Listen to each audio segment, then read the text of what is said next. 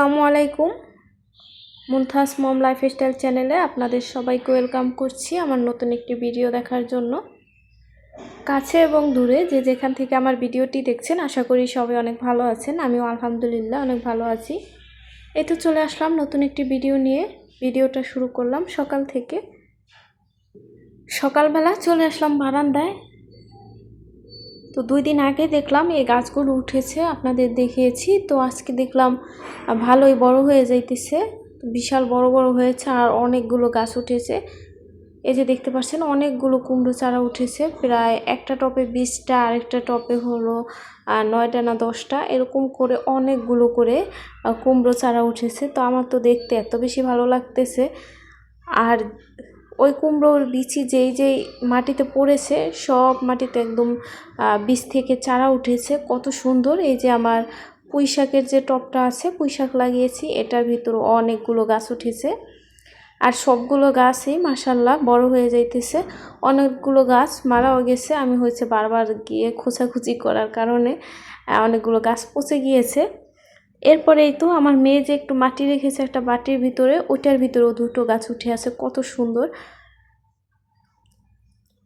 তো মাশাল্লাহ, মানে মনে হইতেছে যেহেতু যতগুলো বীজ ছিল প্রত্যেকটা বীজ থেকে একদম চারা উঠেছে।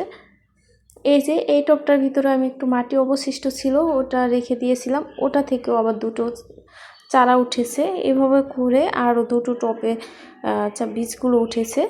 তো ভাবতেছি এতগুলো চারা আমি কি করব। তো দেখা যাক কতগুলো বেঁচে থাকে শেষ পর্যন্ত। যদি বেঁচে থাকে তাহলে অন্য কোথাও নিয়ে লাগিয়ে দিব।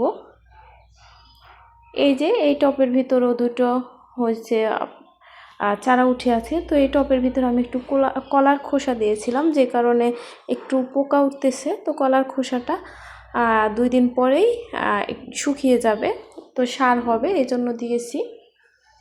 আর এই তো আরেকটা পুঁই শাকের যে টব আছে আমার, মানে বোতল কেটে যে মাটি দিয়ে লাগিয়েছি, ওখানেও 2টো চারা উঠেছে।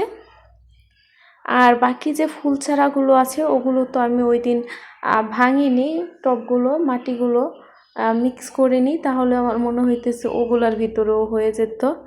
তো আমার অনেক ভালো লাগতেছে। আর এই তো এগুলো হচ্ছে ডাঁটা শাক। তো শাকগুলো এত সুন্দর ছিল, একদম সবুজ ছিল। ডাঁটা শাক এত সবুজ থাকে না, তো দেখে ভালো লাগতেছিল। তো ডাঁটা শাকগুলো কেটে নিলাম, ভাজি করব। আর এই তো বাইলা মাছ কেটে লবণ মেখে রেখেছি, এটাও রান্না করব। আমি এই তো প্রথম হচ্ছে ডাঁটা শাকটা ভাজি করতেছি। ডাঁটা শাকটা আমার হাজবেন্ডের অনেক বেশি পছন্দ। তো আজকে ডাঁটা শাকটা ভাজি করব আমি আলু দিয়ে ডাঁটা শাকটা ভাজি করলে কিন্তু বেশি ভালো লাগে। তো এই তো আমি হলো পেঁয়াজ, তারপরে রসুন কুচি আর কাঁচামরিচ কুচি দিয়ে দিলাম। এটাকে ভালো করে নেড়ে ছেড়ে তারপরে ভেজে নেব। এরপরে আলু যে কুচি করে রেখেছি ওটা দিয়ে দিলাম, একটু সামান্য হলুদের গুঁড়ো দিয়ে দিলাম। এরপরে আলুটাকে একটু সময় নিয়ে ভাজবো যেন একটু সিদ্ধ হয়ে আসে। এই তো আলুটাকে একটু সময় নিয়ে ভেজে তারপরে হচ্ছে তো আমি শাকগুলো দিয়ে দেবো। আজকে আর শাকগুলো আমি ভাপ দিয়ে নেইনি, মাঝে মাঝে ভাপ দিয়ে নেই, মাঝে মাঝে ভাপটা দেই না। তো এই তো শাকগুলো দেওয়ার পরে দেখা যাচ্ছে কিন্তু অনেকগুলো শাক, কিন্তু এতগুলো শাক থাকবে না, শাক তো একদম অল্প হয়ে যায়। এই তো আস্তে আস্তে কমে যাইতেছে। তো এই তো আর শাক ভাজিটা কিন্তু আসলে অনেক মজা হয়েছিল।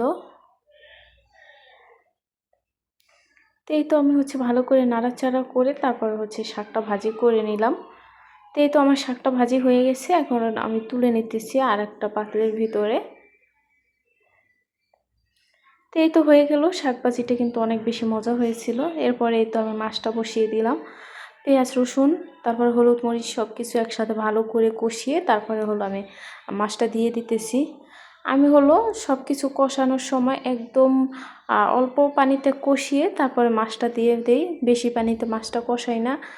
তাহলে এত মানে কম পানি থাকলে একদম শুধু তেলের ভিতরে যদি মাছটা কষাই তাহলে বেশি ভালো লাগে। এই চিন্তা করে আমি সবসময় এইভাবে করে কষিয়ে নিই, তারপরে পানিটা অ্যাড করি। যতক্ষণ আর কি এইভাবে কষানো যায়, পোড়া না লাগে, ততক্ষণ পর্যন্ত এইভাবে আমি কষাই। তারপরে হচ্ছে পানি মিক্স করি। এখানে কিন্তু পানি নাই বললেই চলে, শুধু তেলের ভিতরেই কষাইতেছি। সামান্য একটু পানি দিয়েছিলাম, ওটা আবার টেনে গিয়েছিল। এরপরে এই তো ফাইনালি শেষ। আমি হচ্ছে উপর থেকে একটু কাঁচামরিচ আর ধনিয়া পাতা ছিটিয়ে দিলাম। তো এই তো রান্নাটা শেষ। এরপরে অনেক কাজ করেছি আমি। হলো আমার যে বিছানার চাদর, তারপরে একটা পাতলা কম্বল, তারপরে আমার মেয়ের অনেকগুলো জামা কাপড় সব ধুয়ে দিয়েছি। তো এগুলো ধুয়ে তারপরে আগের দিন একটু বৃষ্টি হয়েছিল, তো এই বারান্দায় হচ্ছে একদম মাটি ঠাটি পড়ে আছে, এগুলো পরিষ্কার করব। বারান্দাটা যেহেতু আমার ছোট, এই জন্য বেশি করে কাপড় চোপড় ধুলে তাহলে হচ্ছে জায়গাতে হয় না। তো এই তো আমি একে একে আমার বিছানার চাদর, তারপরে এই তো কম্বলটা, তারপরে সবগুলো ভালো করে মেলে দিলাম। তো এই তো দেখতে পাচ্ছেন আমি হচ্ছে 2 পাট করে তারপরে যে রোদে দিয়ে দিলাম। আর 2 পাট না করলে হয় কি, তাহলে কিন্তু জায়গা হয় না, পুরো ব্যালকনিটা আমার ভরে যায়। তো এইভাবে করে আমি ডাবল পাট করে তারপরে সব কিছু রোদে দিই, যেগুলো বড় জিনিস যেমন বিছানার চাদর, তারপরে কাঁথা কম্বল যাই রোদে দিই না কেন। এরপর আমার মেয়ের অনেকগুলো জামা কাপড় ধুয়েছি, এগুলো রোদে দিয়ে দিলাম। এরপরে আমরা যে গোসল করেছি ওগুলো তো আছেই। এরপরে এই তো আর কোনো ভিডিও করিনি। সন্ধ্যার সময় তো আমার হাজব্যান্ড হচ্ছে আমার জন্য হালিম নিয়ে আসছিল। এই তো আমি হচ্ছে হালিমটা খাইতেছিলাম। এই হালিমটা আমার কাছে অনেক বেশি ভালো লাগে। তাই তো আজকের ভিডিওটা এই পর্যন্তই। সবাই ভালো থাকবেন। আল্লাহ হাফেজ।